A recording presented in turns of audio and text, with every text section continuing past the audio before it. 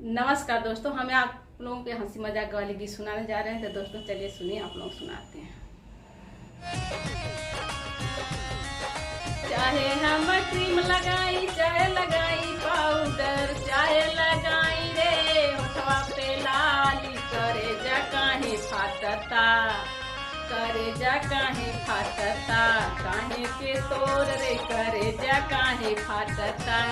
चाहे हम क्रीम लगाई, चाहे लगाई पाउडर, चाहे लगाई रे होठवा पे लाली, करे जा काहे फाटता, काहे के तोर रे करे जा काहे फाटता। चाहे हम लहंगा पहरी, चाहे पहरी साड़ी, चाहे हम लहंगा पहरी, चाहे पहरी साड़ी, चाहे हम पहिरी रे चोलिया उघार रे करे जा काहे फाटता, काहे के तोर रे करे जा काहे फाटता, काहे के तोर रे करे जा काहे फाटता।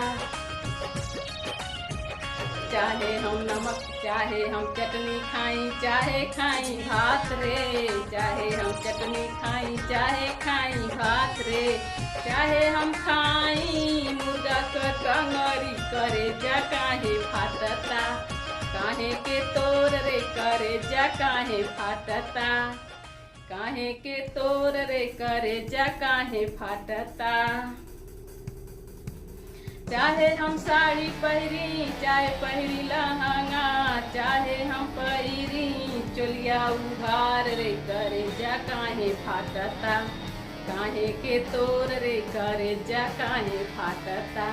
चाहे हम क्रीम लगाई, चाहे लगाई पाउडर, चाहे लगाई होठवा पे लाली, करे जा काहे फाटता, काहे के तोर रे करे जा काहे फाटता। तो दोस्तों ये गीत कैसे लगी हंसी मजाक वाली, कमेंट करके जरूर बताइएगा। फिर मिलेंगे अगले गीत में, तब तक के लिए बाय।